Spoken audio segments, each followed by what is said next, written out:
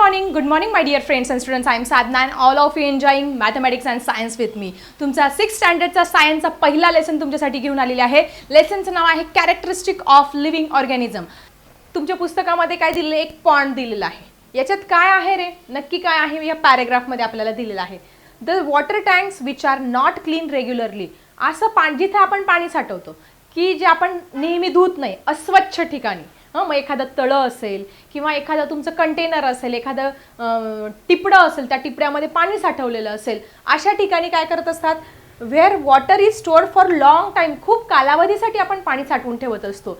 You might see mosquito larva in such places. म्हणजे हे काय आहे? सगळे हे तुमचे जे मॉस्किटोज आहेत ना, मच्छर, तुमचे डास जे आहे, हे डास काय करतात? अशा ठिकाणी अंडे घालत असतात आणि हे अंडे घातल्यानंतर काय होत असतं? त्यांचे लार्वाज तयार होत असतात, त्यांच्या पुढच्या स्टेजेस होत असतात.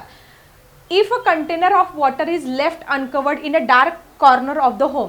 मग अशा ठिकाणी आपण पाणी भरून ठेवलेलं आहे खूप दिवसासाठी, एखाद्या पंचपात्रीमध्ये, एखाद्या हंड्यामध्ये, किंवा एखादं असं प्लास्टिकचं कंटेनर आहे त्याच्यामध्ये पाणी ठेवलेलं आहे आणि काही खूप दिवस त्या पाण्याला हातच लावला नाही, तर ते पाणी तुम्ही व्यवस्थित ऑब्झर्व करा. किंवा तुमच्या घरी काही प्लांट्स लावले असेल जे पाण्यामध्ये लावलेले आहे, त्याचं तुम्हाला ते पाणी बदलू नका 7-8-10 दिवस. तर तुमच्या तिथे त्याच्यामध्ये तुम्हाला छोटं बारीक बारीक आळ्यांसारखं दिसेल, तर ते काय असतात? ॲक्च्युली ते डासांनी तिथे अंडे घातलेले असतात आणि त्याचं लार्वा स्टेजमध्ये कन्व्हर्जन झालेलं असतं. बघा, if a container of water is left uncovered in a dark corner of the home, small larva of mosquito can be seen moving up and down from the bottom to top of the water.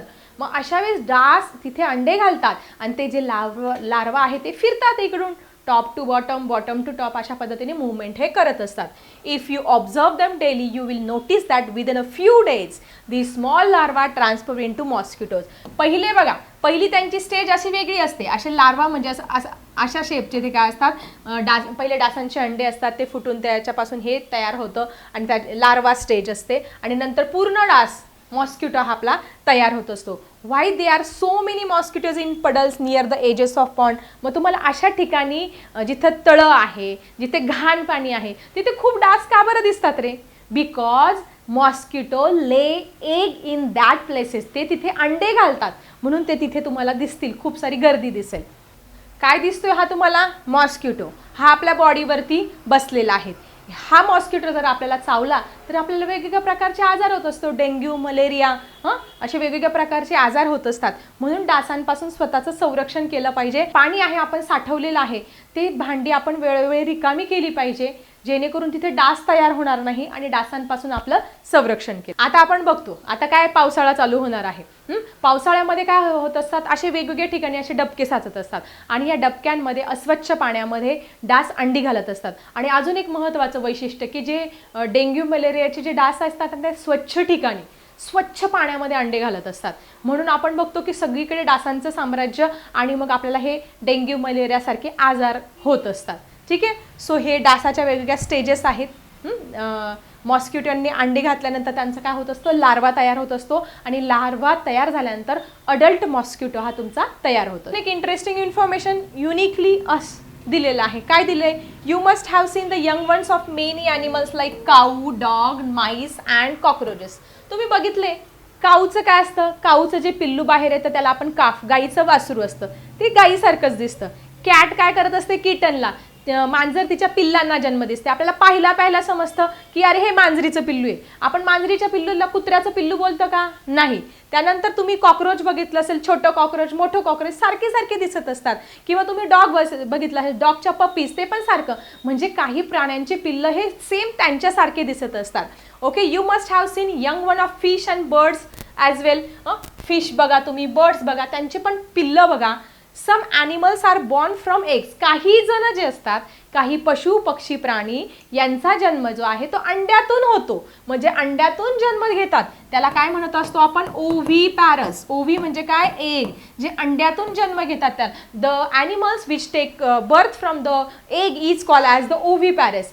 And some animals take birth from their womb of the mother. आईच्या पोटातून जन्म घेतो आपण, आईच्या पोटातून. Kangaroo आहे, काही mammals आहेत खूप सारे, काऊ आहे, बफेलो आहे, कॅट आहे, डॉग आहे, डायरेक्ट आईच्या पोटातून जन्म घेतो, म्हणून आपण काय झालो, व्हिव्ही पॅरस.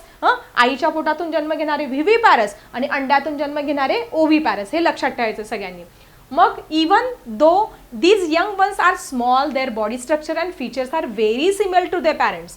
तुम्ही बघा कॅटचं पिल्लू बघा, मांजरीचं पिल्लू त्याच्यासारखंच दिसतं, फक्त ते छोटं असतं. किंवा आपल्या माणसाचं छोटं बाळ असतं, ते बाळ आपल्यासारखंच दिसतं, पण हळूहळू त्याच्यामध्ये ग्रोथ अँड डेव्हलपमेंट ह्या सगळ्या गोष्टी होत असतात. ॲक्च्युली आपण आपल्या पॅरेंट्ससारखे दिसत असतो, एक तर मम्मीसारखे किंवा पप्पांसारखे. त्यांच्यामधून काय आलेले असतात, क्रोमोझोम्स आलेले असतात, जीन्स आलेले असतात, त्याच्यामुळे आपण त्यांच्यासारखे दिसत असतो. As soon as you see kitten you identify as a young cat. म्हणजे हे नेमकं मांजरीचंच पिल्लू आहे, बघितला तुम्ही सांगू शकतात. पण काही बाबतीत वेगळी गोष्ट घडते. काय, sometimes there is a great difference between body of the young ones and their parents. कधी कधी जे छोटे बेबी आहे आणि त्यांचे पॅरेंट्स आहे हे अगदी वेगळे दिसतात. कोणाच्या बाबतीत रे? Yes, you cannot even tell which animal young one belongs to. मग हा नेमकं कशाचं पिल्लू आहे हेच आपल्याला समजू येत नाही. मग कशाचं पिल्लू आहे चला समजून घेऊया आपल्या पुढच्या पॅरेग्राफमध्ये, की जो खूप इंटरेस्टिंग आहे आणि त्याच्यावरती खूप सारे प्रश्न तुम्हाला पेपरमध्ये विचारले जाणार आहे. So let's see the next paragraph. Yes, this is most important and very interesting last topic of your lesson. तुमच्या लेसनचा लास्ट टॉपिक आहे, पण आपल्याला तो समजून घेणं खूप गरजेचं आहे. तर काय आहे तुमचं last topic? Life cycle of frog. Frog कसा जन्माला येतो, त्याच्या स्टेजेस कुठल्या आहे, कसा त्याच्यापासून अडल्ट फ्रॉग तयार होतो, चला समजून घेऊया. At the beginning of the rainy season, observe the branches of small plant represent near the edge of pond closely. You might see the cluster of egg that look like a white foam. चला तुम्हाला दाखवते. काय दिसतंय तुम्हाला? कधी कधी तुम्हाला पावसाळ्यामध्ये ते झाडांची जे पानं आहेत त्या पानांवरती असे खूप सारे क्लस्टर ऑफ एग असे अंडे घातलेले दिसतात. हे अंडे कशाचे आहेत बघा. बघा इथे अशा पद्धतीने पाण्यामध्ये किंवा जिथे पाणी साचलेले अशा पद्धतीने काय करत असतात, हे जे फ्रॉग आहेत ते फ्रॉग आपले अंडे देत असतात. ठीक आहे, असं क्लस्टरमध्ये तुम्हाला दिसेल, असं स्टिकी ते दिसणार आहे. मग पुढे काय होतं बघा, फोम सारखं दिसतं, व्हाईट फोम सारखं. Bring some of those eggs along with a small pieces of branch, put them in a large jar, fill with a water. मग ते जे अंडे आहे ना ते डायरेक्ट काय करायचं, घरी घेऊन यायचे. घरी घेऊन आल्यानंतर एक काय करायचं, छोटंसं जार घ्यायचं, त्या जारमध्ये ते आल्हाद असं ठेवायचं आहे, ब्रांच सकट ठेवायचं आहे. ठीक आहे, मग पुढे काय करायचं, make sure that the branch stage slightly above the water. थोडी वरती ठेवा ही branch. If possible use water from the pond itself. शक्यतो त्या पॉन्डमधलंच पाणी, कारण की त्यांना ते पाणी जसं आपण आपल्या घरातलं पाणी किंवा विहिरीचं स्पेसिफिक पाणी पित असतो तसं तुम्ही काय करा, ह्या एक्सपेरिमेंटमध्ये त्या पॉन्डमधलंच पाणी घ्या. घेतलं आणि त्या जारमध्ये ते पाणी टाकणार आहोत आपण. Make sure that the branch stage slightly above water. If possible use water from the pond itself. Put a leaf in the jar and write down the date. मग डेट लिहायची कधी आपण ते टाकलेलं वगैरे आहे. Draw pictures of what you observe each day. आणि प्रत्येक ऑब्झर्वेशन आपण रोज डेली लिहायचं आहे. Discuss the among your friends about the pictures. मग तुमच्या मित्रांनी तुम्ही मिळून हे एक्सपेरिमेंट करायचं आणि त्याचं ऑब्झर्वेशन तुम्हाला एका वहीमध्ये नोट डाऊन करायचं आहे. तर काय दिसतं बघा, काय दिसतंय हे तुम्हाला इथे दिले. The larva that hatches from egg does not look like a frog. आता बघा, लार्वा म्हणजे काय आणि फ्रॉग म्हणजे काय. हा तुमचा फ्रॉग आहे. याने काय केलं, ह्या झाडांच्या ह्या फांद्यां हे जे आहे प्लांट्स, ॲक्वॅटिक प्लांट, तिथे अंडी घातली. म्हणजे ही काय आहे, पहिली स्टेप काय आहे तुमची, एग. बेडूक तयार होण्याची पहिली स्टेप काय आहे, एग. त्यानंतर दुसऱ्या स्टेजला त्याच्यापासून लार्वा तयार होतो. या लार्वाला काय दिसते तुम्हाला, अशा पद्धतीने लॉंग टेल, शेपटी दिसते. ठीक आहे, बघा, the larva that hatches from the egg does not.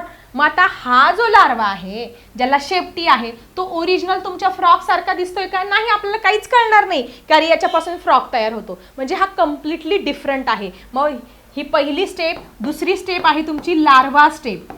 Larva stage आहे ही तुमची बेडूक बनण्याची दुसरी स्टेज आहे.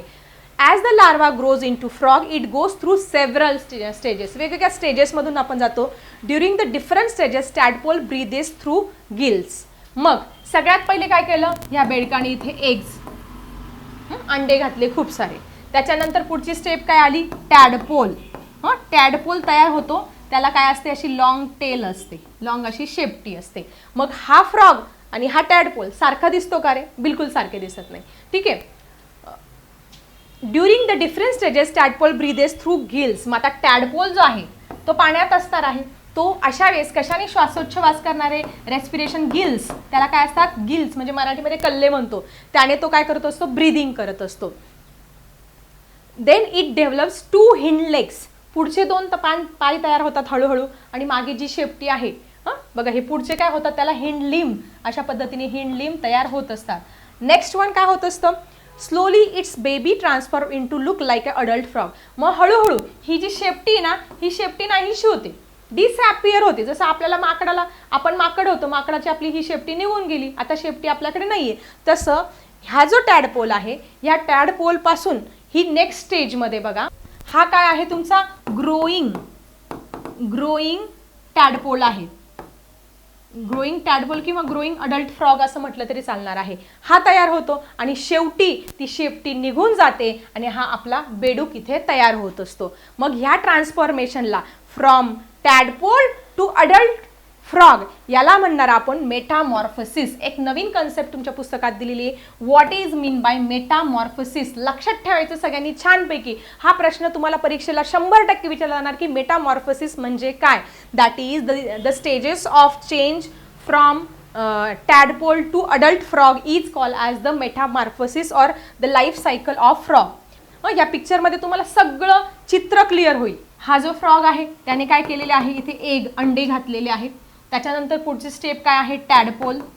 टॅडपोल काय करत असतो सगळ्यात महत्त्वाचं त्याला श्वास घेण्यासाठी गिल्सचा वापर करत असतो. त्याच्यानंतर हळूहळू त्याला हिंड लिम्ब तयार होत असतात. हे दोन्ही काय आहे तुमचे ग्रोईंग फ्रॉग आहे, ग्रोईंग अडल्ट फ्रॉग. याच्यामध्ये ह्या 2 स्टेजेस येत असतात ग्रोईंग अडल्ट फ्रॉग्स. आणि त्याच्यानंतर फायनली ती जी शेपटी आहे ती शेपटी नाहीशी होते आणि आपल्याला हा आपला ओरिजिनल नवीन अडल्ट फ्रॉग काय होत असतो मिळत असतो. बघा एग्स वीक इथे तर कॅल्क्युलेशन सकट दिलेलं आहे, डेट्स पण दिलेले आहे. एक जेली लाईक मास आहे.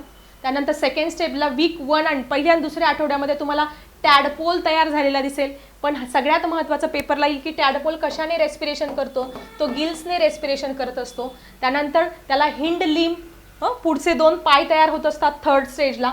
फोर्थ नंतर 12 आठवड्यानंतर बघा वीक 12 मध्ये फॉरगेट विथ अ टेल, त्याची टेल हळूहळू छोटी छोटी व्हायला सुरुवात होत असते. आणि 16 आठवड्यानंतर हा अडल्ट फ्रॉग आपल्याला तयार झालेला दिसतो.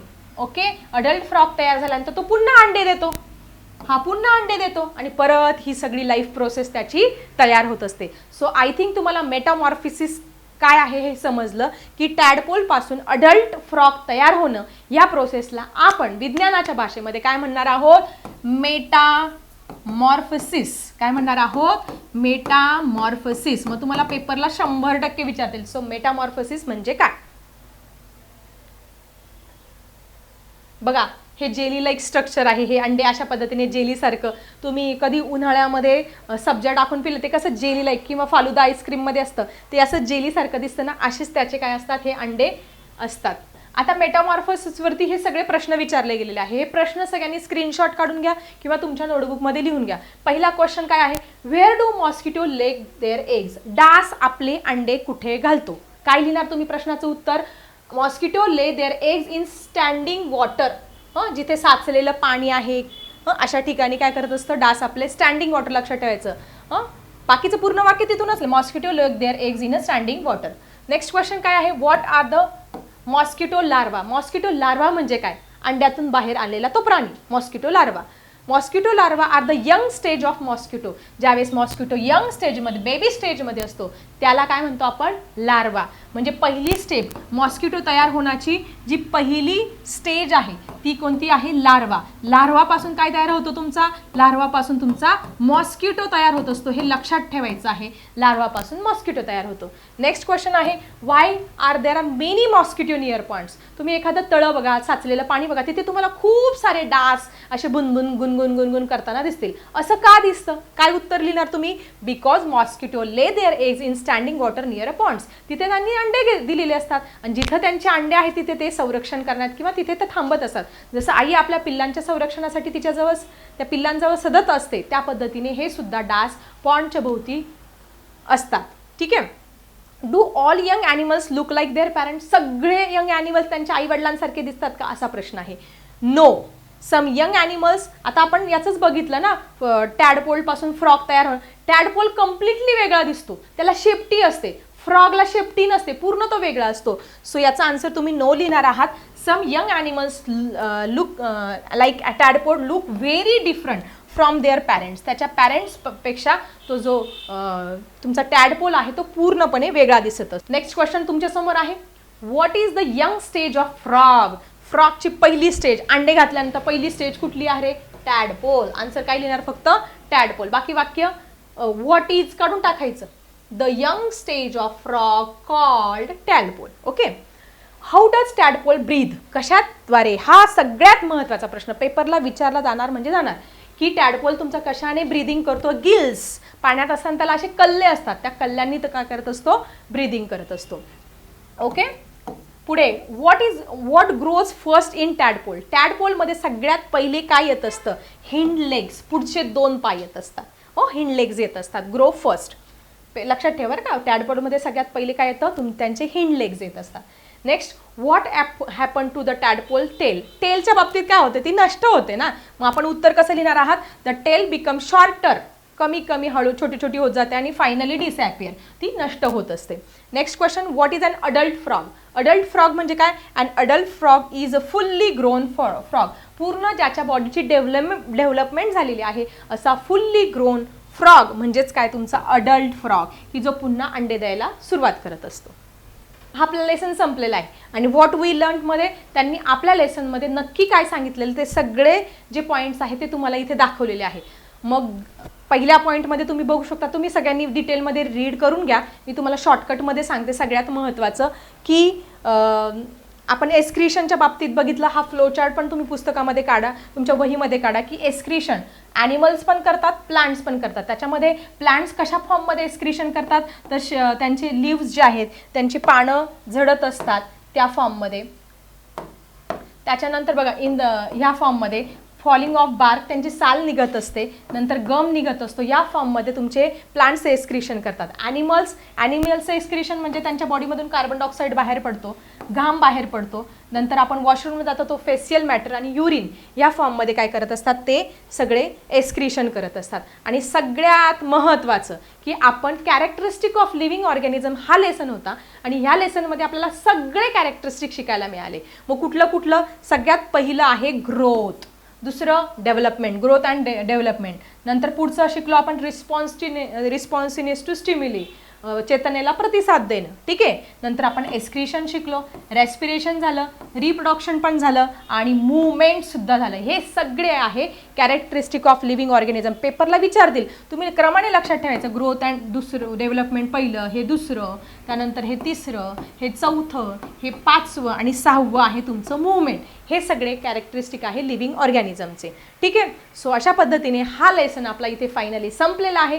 लवकरच एक्सरसाइज तुमच्यासाठी घेऊन येणार आहे आणि जे सांगितलेले पॉईंट्स आहेत ते नोट डाऊन करा तुमच्या नोटबुकमध्ये आणि भरपूर मार्क्स मिळवा तुमच्या सायन्सच्या पेपरमध्ये.